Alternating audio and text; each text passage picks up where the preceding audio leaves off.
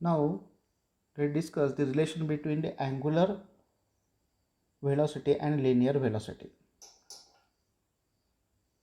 Initially, particle at point A, and after time dt it reaches at point B, then the linear velocity of particle, by definition, v is equal to limit delta t tends to 0 delta s upon delta t. But here delta theta is equal to delta s upon r, therefore delta s is equal to r delta theta. मग आपण याच्यामध्ये delta एचची value R delta theta put केली तर R जो असणार आहे तो असणार आहे कॉन्स्टंट. त्यामुळे limiting value of delta theta upon D T, but delta theta upon delta T is nothing but omega, therefore V is equal to R omega. तर हे जे असणार आहे this relation gives the relation between linear velocity and angular velocity. हेच आपण vector फॉर्ममध्ये लिहू शकतो. आता व्हेक्टर फॉर्ममध्ये लिहिताना आपल्याला डेल्टा एस माहिती आहे. हा जो डेल्टा एस असणार आहे तर delta S bar is equal to delta theta bar cross R bar. इथे डायरेक्शन जे आहे ती डायरेक्शन महत्त्वाची असणार आहे आणि याचा सिक्वेन्स जो आहे तो सिक्वेन्ससुद्धा महत्त्वाचा असणार आहे. जर तुम्ही delta S is equal to R bar cross delta theta लिहिलं तर ते रॉंग असणार आहे. तर तुम्हाला स्क्रू रूल माहिती आहे, ते स्क्रू रूल अप्लाय करून तुम्ही डेल्टा एचची व्हॅल्यू तिथे काढू शकतात. आणि आपल्याला लिनियर व्हेलॉसिटी पाहिजे तर लिनियर व्हेलॉसिटी आपण साठी काय घेणार आहे तर डिवायडेड बाय डेल्टा टी. दोन्ही साईडला आपण डेल्टा टीने काय केलं डिवाइड केलं तर आपल्याला मिळणार आहे delta S upon delta T is equal to delta theta upon delta T into cross R bar. आणि दोन्ही साईडचं आपण लिमिट घेतलं तर आपल्याला काय मिळणार आहे D S upon D T is equal to D theta by D T cross R bar. But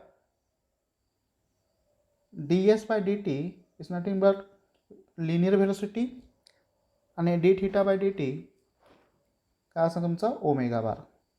मग फायनल इक्वेशन आपल्याला मिळणार आहे V bar is equal to omega bar cross R bar. तर हे सुद्धा इक्वेशन तुम्ही लिहिताना ह्याच सिक्वेन्समध्ये लिहायचं आहे. जर तुम्ही असं लिहिलं V bar is equal to R bar cross omega bar तर ते काय असणार आहे तर रॉंग असणार आहे. आणि तुम्हाला लिहायचंच असेल तर तुम्ही तिथे निगेटिव्ह साईन द्यावं लागेल.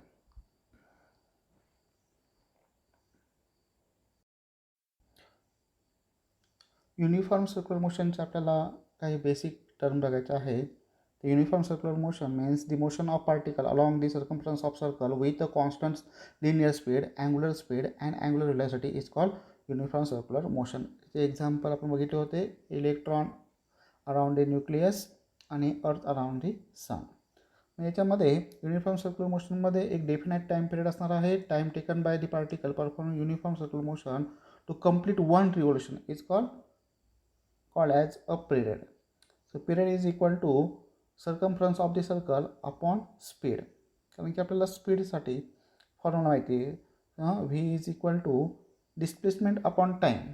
तर इथे डिस्प्लेसमेंट जे असणार आहे ते डिस्प्लेसमेंट किती होत आहे वन रिव्होल्यूशन म्हणजे काय असणार आहे सर्कम्फरन्स ऑफ दी सर्कल.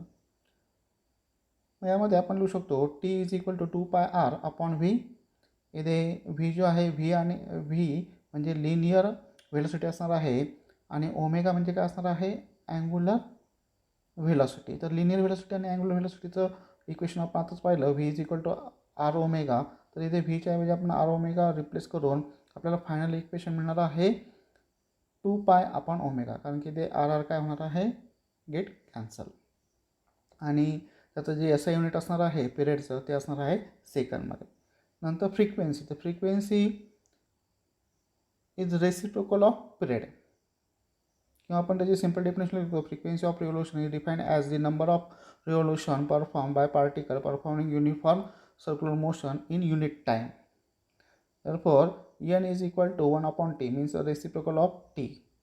तर टीची व्हॅल्यू आपल्याला माहिती आहे 2 pi upon omega. therefore 1 upon T is equal to omega upon 2 पाय.